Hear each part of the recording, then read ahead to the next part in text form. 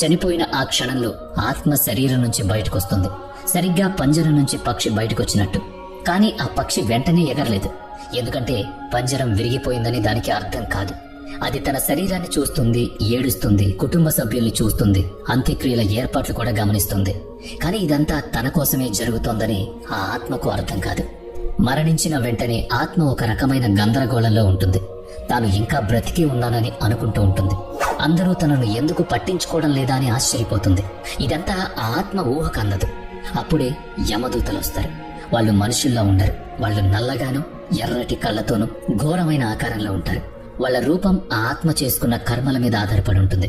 పుణ్యం చేసిన వారికి యమదూతలు శాంతంగా తీర్థయాత్రలకు తీసుకెళ్లే సాధువుల్లా ఉంటాయి. పాపాలు చేసిన వాళ్ళకి మాత్రం నరరూప రాక్షసుల్లా కనిపిస్తారు. మరణించిన వెంటనే యమదూతలు ఆత్మను యమలోకానికి తీసుకువెళ్లరు. గరుడ పురాణం ప్రకారం మొదటి 24 గంటల పాటు ఆత్మను అంత్యక్రియలు జరిగే చోటే ఉంచుతారు. ఎందుకంటే ఇది ఆత్మ తన కర్మలను మొదటిసారి దర్శించుకునే సమయం.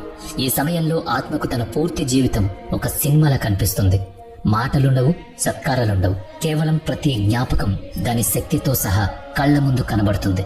మీరు మర్చిపోయినవి, చిన్న అబద్ధం అనుకున్నవి, దొంగతనాలు లేదా తమాషాగా చేసిన పనులు ప్రతిదీ 70 mm లో కనిపిస్తాయి. మనసులోని మాటలను వినగలుగుతుంది, వాళ్ళ బాధను అనుభవిస్తుంది, కానీ ఏం చేయలేదు.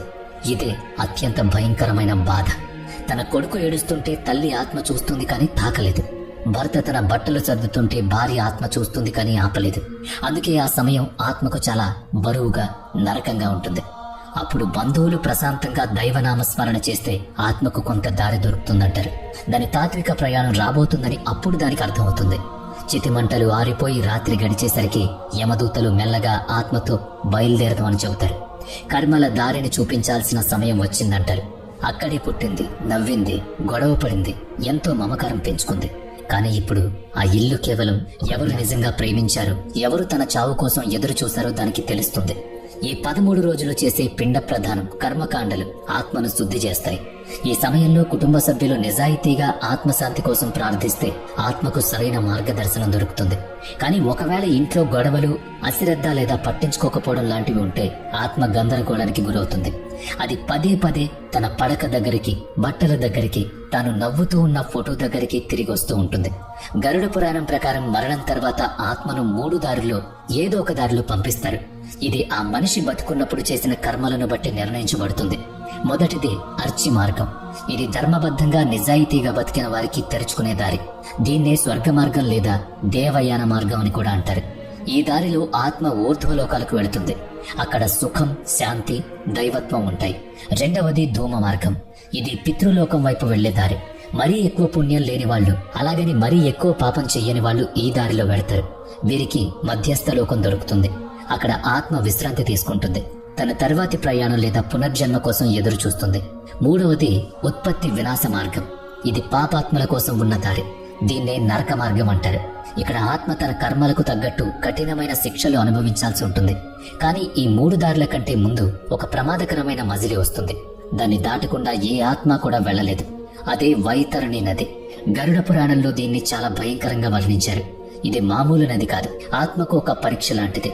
ఇక్కడ ఆత్మ తన కర్మల ప్రవాహంలోకి దిగాల్సి ఉంటుంది. జీవితంలో దాన ధర్మాలు, సేవ, మంచి పనులు చేసిన ఆత్మ ఈ నదిని సులభంగా దాటేస్తుంది. ఒక సాధువు గంగా నదిలో స్నానం చేసినంత తేలిగ్గా. కానీ అధర్మం, అత్యాస, హింస, మోసం చేసిన ఆత్మలు ఆ నదిలో ఇరుక్కుపోతాయి. పాపాత్ములకి వైతరణి నది రక్తం, బురద, క్రిమికీటకాలతో నిండినట్టు కనిపిస్తుంది.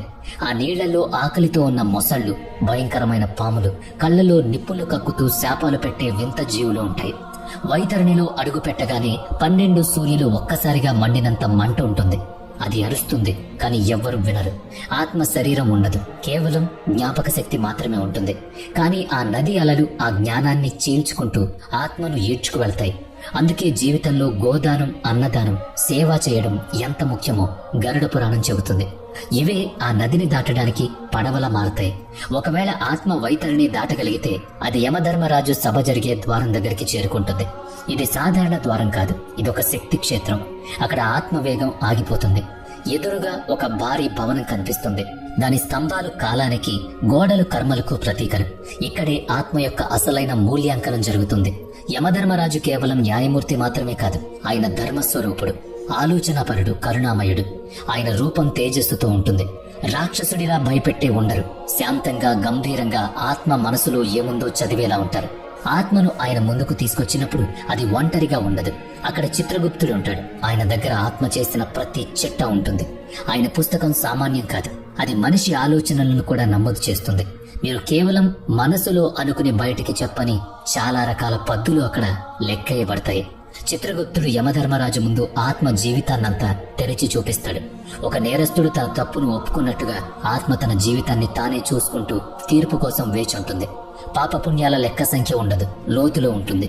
ఒక వ్యక్తి ఒకసారి ఆకలితో ఉన్నవాడికి ప్రేమతో అన్నం పెడితే ఆ ఒక్క పుణ్యం 1000 పాపాలను కడిగేస్తుంది. అదే ఇంకో వ్యక్తి రోజు పూజలు చేసిన అహంకారంతో ఉంటే ఆ పూజలకు ఫలితం ఉండదు. అక్కడ మోసం, వాదనలు పనిచేయవు. కేవలం సత్యం మాత్రమే.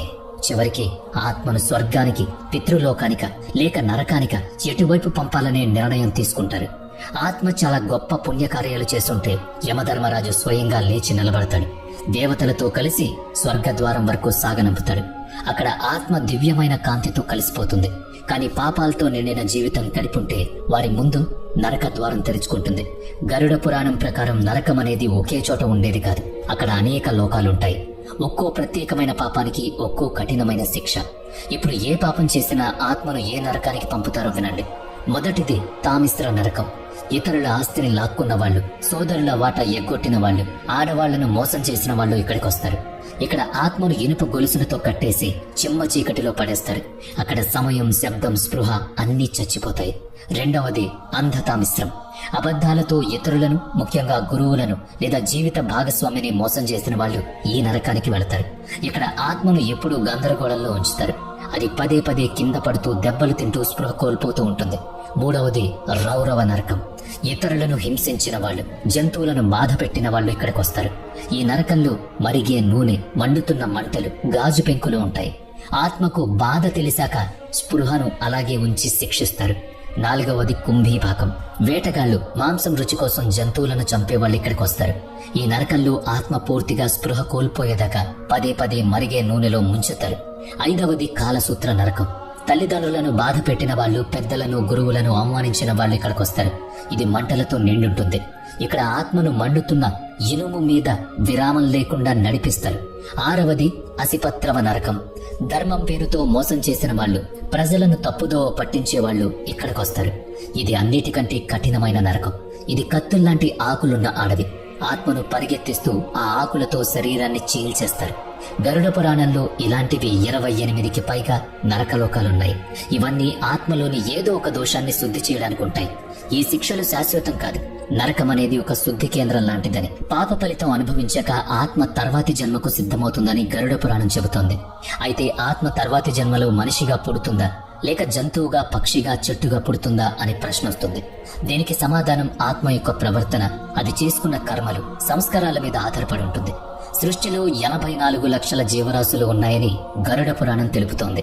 ఇందులో కేవలం మనిషి జన్మలో మాత్రమే కర్మలను సరిదిద్దుకునే అవకాశం, మోక్షం పొందే అర్హత, దైవాన్ని తెలుసుకునే శక్తి ఉంటాయి. మిగిలినవన్నీ కేవలం కర్మఫలాన్ని అనుభవించడానికి పుట్టినవే. ఇక్కడ ఆలోచించే శక్తి ఉండదు. నరకంలో పాపాలను అనుభవించిన తర్వాత ఆత్మ ఏ జన్మకు అర్హమో యమధర్మరాజు, చిత్రగుప్తులు నిర్ణయిస్తారు. ఆత్మ చేసిన పుణ్యం ఇంకాస్త మిగిలుంటే, లేదా గత జన్మలో ఏదైనా ఒక మంచి పని చేసినా మళ్ళీ మనిషి జన్మ దొరుకుతుంది. కానీ ఇంకా స్వార్థం, హింస, కోరికలు, అహంకారం మిగిలుంటే ఆ గుణాలకు తగ్గ శరీరంలోకి పంపిస్తారు. క్రూరత్వం చూపించిన వాళ్ళు మాంసాహార జంతువులుగా పడతారు. అత్యాశ ఉన్న వాళ్ళు కీటకాలుగా, ఎలుకలుగా, లేక ఆహారం కోసం అలమటించే పక్షులుగా మారతారు. కామంతో జీవితం గడిపిన వాళ్ళు కుక్కలు, పందుల వంటి జన్మలెత్తుతారు. ధర్మాన్ని, గురువును అవమానించిన వాళ్ళు రాయిగానో, చెట్టుగానో, నిర్జీవ వస్తువుగానో మారిపోతారు. కానీ ఒకసారి నిజమైన మనసుతో సేవ, ప్రేమ చూపించిన మళ్ళీ మనిషిగా పుట్టే అవకాశం ఉంటుంది. గరుడ పురాణం ప్రకారం కొంతమందికి నరకం అంటే భయం ఉండదు. శిక్ష అనుభవిస్తే సరిపోతుంది కదా అనుకుంటారు. కానీ నిజమైన భయం ఉంటారు. వారి ఆత్మలు అసంపూర్ణంగా ఉండిపోతాయి. అలాంటి ఆత్మలు ఒక ప్రత్యేకమైన తిథిలోనో, రోజులోనో, లేదా ఒక ప్రత్యేకమైన స్థలంలోనో పదే పదే కనిపిస్తూ ఉంటాయి. తన బంధాలు తెగిపోయే వరకు ఆ ఆత్మకు పునర్జన్మ ఉండదు. అందుకే ఆత్మను ఈ బంధాల నుంచి విడిపించడానికి శార్ధం, తర్పణం, పిండ ప్రదానం జరుగుతూ ఉంటాయి. ఆ ప్రత్యేక తిథుల్లో నువ్వులు, పవిత్ర జలంతో తర్పణం వదిలినప్పుడు ఆత్మకు ఒక దివ్యమైన సంకేతం అందుతుంది. ఇక తాను ముందుకు వెళ్ళొచ్చని దానికి అర్థమవుతుంది. ఇవన్నీ పూర్తయి నరక బాధలు అనుభవించి బంధాలు తెంచుకుని కర్మకాండలు ముగిశాక ఆత్మ తన పునర్జన్మ కోసం గర్భంలోకి ప్రవేశిస్తుంది. గరుడ పురాణం ప్రకారం పునర్జన్మ అనేది స్వచ్ఛమైన విజ్ఞానం మరియు అదృశ్య శక్తి కలయిక.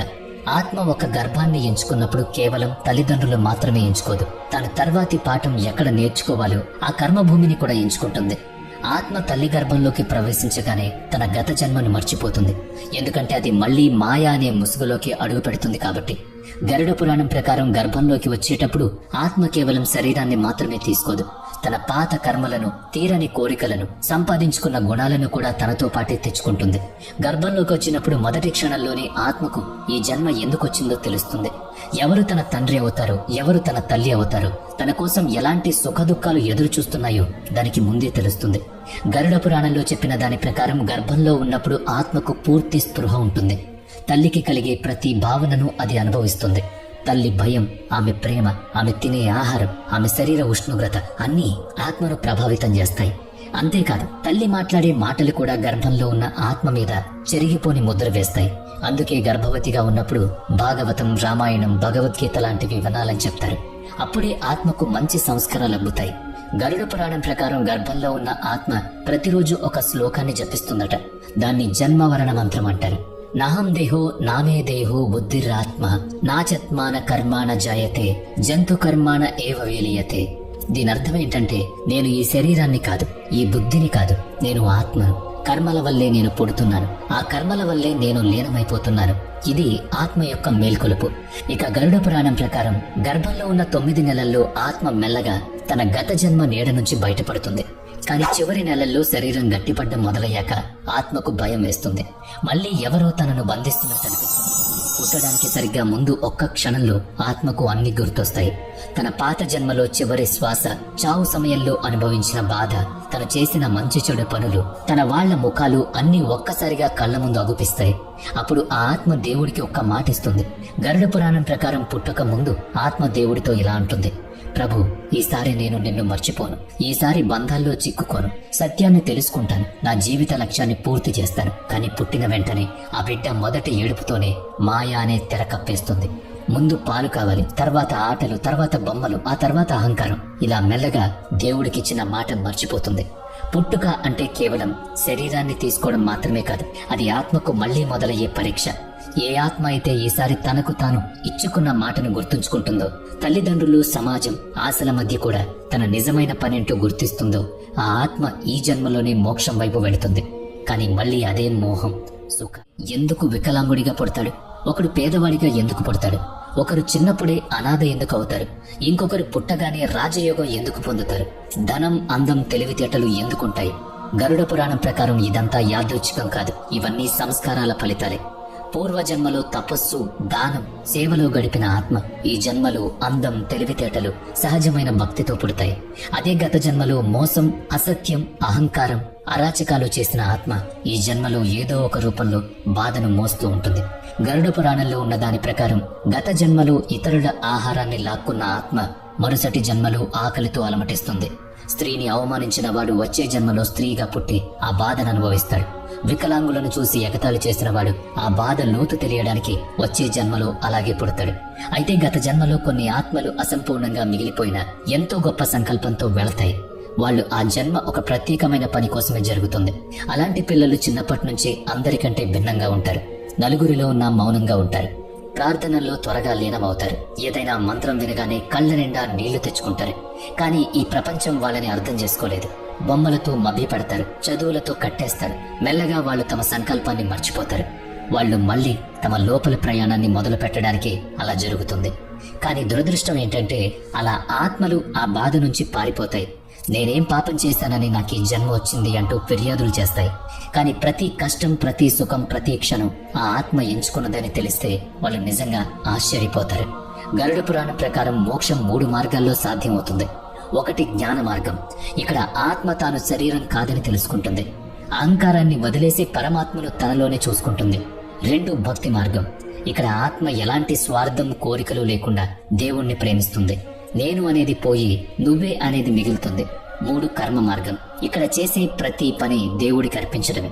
అంటే సర్వం శ్రీకృష్ణార్పణం అన్నట్టు. ఫలితం మీద ఆశ ఉండదు, గుర్తింపు కావాలనే కోరిక ఉండదు. ఎప్పుడైతే ఆత్మలో ఈ మూడు మార్గాలు కలుస్తాయో అప్పుడు అది లోపల నుంచి మెల్లగా శుద్ధి అవుతూ ఉంటుంది. ఒకరోజు శరీరం రాలిపోతుంది, కానీ ఆత్మ మాత్రం ఆగదు. యమదూతలు రారు, వైతరణి నది దాటాల్సిన అవసరం ఉండదు. నరకం, స్వర్గం, పునర్జన్మ ఏవీ ఉండవు. కేవలం ఒక ప్రశాంతమైన వెలుగు కనిపిస్తుంది. గరుడ పురాణం ప్రకారం మోక్షం పొందిన ఆత్మను తీసుకువెళ్ళడానికి దేవదూతలు వస్తారు. వాళ్ళు ఆత్మను బ్రహ్మలోకం వైపు తీసుకువెడతారు. అక్కడ ప్రశ్నలు ఉండవు, తీర్పులు ఉండవు, న్యాయం ఉండదు, కేవలం మౌనం. ఆ మౌనాన్నే శాస్త్రం శివుడు అని పిలుస్తోంది. సముద్రంలో నీటి బొట్టు పడినట్టు ఆత్మ ఆ మౌనంలోకి ప్రవేశిస్తుంది. అది తన ఉనికిని కోల్పోదు, సంపూర్ణత్వంలో లీనమవుతుంది. గరుడ పురాణం ప్రకారం ఇలాంటి ఆత్మలు మళ్లీ తిరిగి రావు. ఎందుకంటే ఈ ప్రపంచం ఒక నాటకమని వాటికి అర్థమైపోతుంది. ఇప్పుడు ఆ ఆత్మ ఆ నాటకంలో పాత్రధారి కాదు, కేవలం సాక్షి మాత్రమే. కానీ మోక్షం పొందే ఆత్మ ప్రత్యేకమైంది ఏమీ కాదు, అది మనలో ఒకటే. ఒకప్పుడు ఏడ్చిన వాళ్లే, కృంగిపోయిన వాళ్లే, దారి తప్పిపోయిన వాళ్లే, కానీ చివరికి తనలో ఉన్న ఆత్మ అనే వెలుగు గుర్తుపట్టిన వాళ్లే. కాబట్టి మరణం అనేది కేవలం శరీరానికి ముగింపు మాత్రమే.